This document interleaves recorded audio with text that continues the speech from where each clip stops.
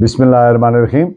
आज का हमारा टॉपिक है आर्टिकल 2A कानून शहादत, जो डिफाइन करता है कोर्ट को।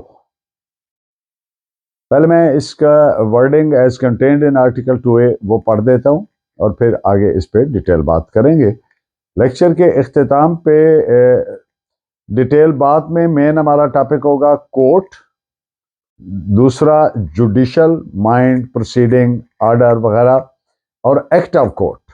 In the end of the lecture आपके लिए दो खूबसूरत अशार आपकी नज़र करूंगा, और आपको लेक्चर फ़ायदा मंद मालूम हो किसी तौर से तो सब्सक्राइब कर दिया करें ताकि हर लेक्चर आप तक पहुंचता रहे। Court includes all judges and magistrates except and all other persons except arbitrators legally authorized to take evidence। अदालत मुश्तमिल होती है तमाम जजेस पर, तमाम मैजिस्ट्रेट्स पर, और उन तमाम लोगों पर सिवाय आर्बिट्रेटर्स के, सालिसान के, और उन तमाम लोगों पर जो मजाज हैं कानूनन शहादत रिकॉर्ड करने के।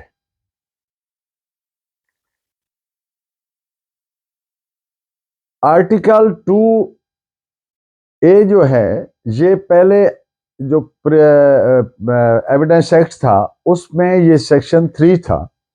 मिनवन उसका सेम वही चीज है, सिर्फ पहले सेक्शन 3 था, अब आर्टिकल 2A हो गया। लफ्ज अदालत कोर्ट QSO में प्रॉपर उस तरह से डिफाइंड तो नहीं है, लेकिन आर्टिकल 2A के मुताबिक जो इसकी डेफिनेशन दी गई है तो वो मुख्तसर वो ये है कि तमाम जज साहबान, तमाम मैजिस्ट्रेट्स, या वो तमाम लोग who are legally authorised to take evidence, लेकिन इसमें सालिसान शामिल नहीं है। ये डेफिनेशन बहुत एग्जॉस्टिव या कंप्रिहेंसिव तो नहीं है, बहुत जामिया तो नहीं है, और इसलिए तमाम इवेंचुअलिटीज को उस तरीके से कवर नहीं कर सकती कि हम कहें कि ये बिल्कुल ही कंप्रिहेंसिव किस्म की एक डेफिनेशन है। अब जो CRPC या CPC के तहत जो कमिश्नर अपॉइंट किया जाता है, तो commissioner on behalf of the court is authorised to take evidence as well. तो जब वो एविडेंस लेगा तो वो भी कोर्ट तस्वर होगा।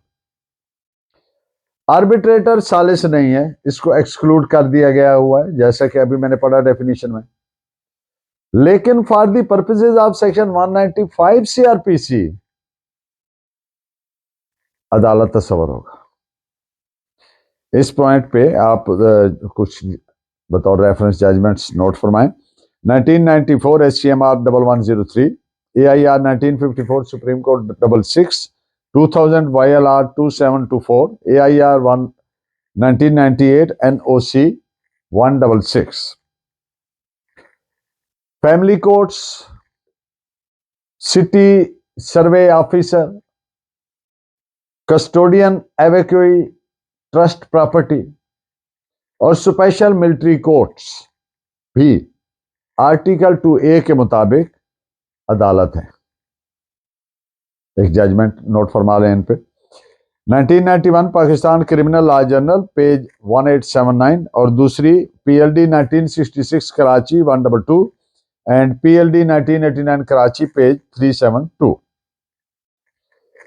सेक्शन 12 सब क्लास 2, जिसको popularly is termed as 12(2) CPC में लफ्ज अदालत का मतलब जो मामला का हतमी फैसला कर सके,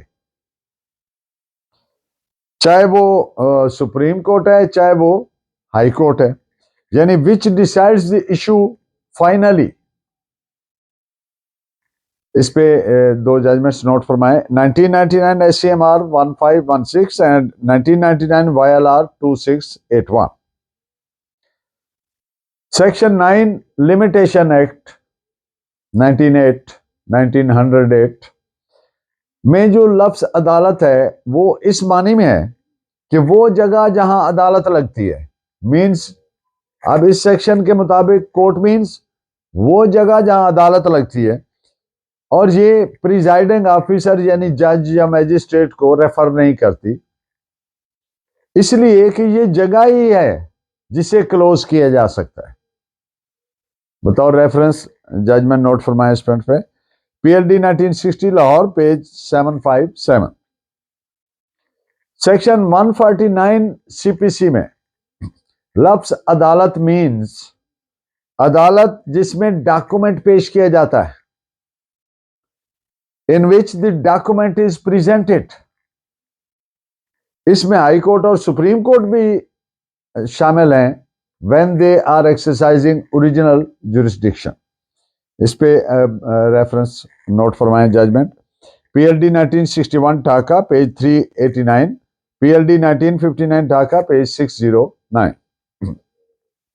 लेकिन बैंकिंग ऑर्डिनेंस 1984 की सेक्शन 85 सब क्लास 3 में लफ्ज अदालत में हाई कोर्ट शामिल ना है। इस पे भी एक जजमेंट नोट फरमाएं, PLD 1987 Karachi page 81। Judicial literally means कि अदालती या अदालत से मुतालिक। जुडिशल माइंड से मुराद ऐसा माइंड जो मामला जेर तजवीज, द इशू अंडर कंसिडरेशन या मैटर अंडर कंसिडरेशन, उसकी बाबत उस डिटरमिन कर सके, तयन कर सके कि what is just and fair. जब अदालती अमूर सर अंजाम दे तो टू एक्ट जुडिशली, और जब इंतजामी अमूर अंजाम दे अपने चैम्बर में बैठ के तो भी एक्ट जुडिशली। लेकिन एक बात है, जब इंतजामी नौयत के अमूर सर अंजाम दे रहा हो जज, तो वो उससे एक्सपेक्ट यही किया जाता है कि ही इज एक्टिंग जुडिशली। लेकिन कानूनी शहादत के मुताबिक उस प्रोसीडिंग को जुडिशियल प्रोसीडिंग नहीं कहा जाता। इस पे आप दो जजमेंट्स नोट फरमा लें, PLD 1966 Lahore page 16 and PLD 1986 supreme court page 45।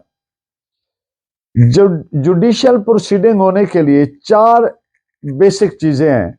Number 1, एक फरीक केस, एक पार्टी केस पेश करे, एविडेंस के जरिए फैक्ट्स को एसरटेन करना, तयन करना, डिटरमिन करना। नंबर 3, मामला में जो क्वेश्चन ऑफ लॉ है उस पर लीगल आर्गुमेंट्स पेश करना, कानूनी दलाइल देना उस पे। और number 4, pronounce the judgement keeping in view the facts of the case and the law applicable to those facts। वो जजमेंट प्रोनाउंस करना और मामला को डिस्पोज करना, निपटाना। इस पॉइंट पे एक जजमेंट नोट फरमा लें, 2002 CLC 1419। एक्ट ऑफ कोर्ट ये एक तयशुदा अमर है, एक मुसल्लमा कानूनी असूल है, that the act of court should prejudice none।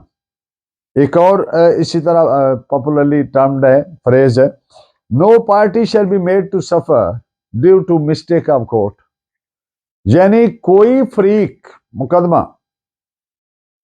अदालत की गलती से, और इसमें शामिल तस्वर होगा अदालती एहलकारान भी, पब्लिक फंक्शनरीज कनेक्टेड देयरइन वगैरह वगैरह, इन सब इनमें से किसी भी की अगर कोई गलती है, कोई रॉन्ग है, कोई मिस्टेक है, तो party to the case, any party to the case, वो इसका खुमियाजा नहीं भुगत सकती, और अदालत will have to rectify its mistake. अदालत को अपनी गलती दुरुस्त करना होगी। इन पॉइंट्स पे, इन बातों पे चंद रेफरेंस के तौर पर जजमेंट्स नोट फरमा लें, PLD 1988 supreme court 20, PLD 1990 supreme court 859, 1999 SCMR page 1782, 1993 SCMR 1689 and 1995 SCMR page 584. And in the end of the lecture दो खूबसूरत अशार आपकी नजर करता हूं. हम भी कुछ रोज थे मासूम फरिश्तों की तरह, हम भी कुछ रोज थे मासूम फरिश्तों की तरह, हाथ दुनिया के लगे तो गुनाहगार हुए. और दूसरा शेर है कि कोई गम से परेशान है, कोई गम से परेशान है, कोई जन्नत का तालिब है, गरज सजदे कराती है, इबादत कौन करता है. आपका बहुत शुक्रिया. Please keep watching and guiding me by your valuable comments. Allah ने के बाद.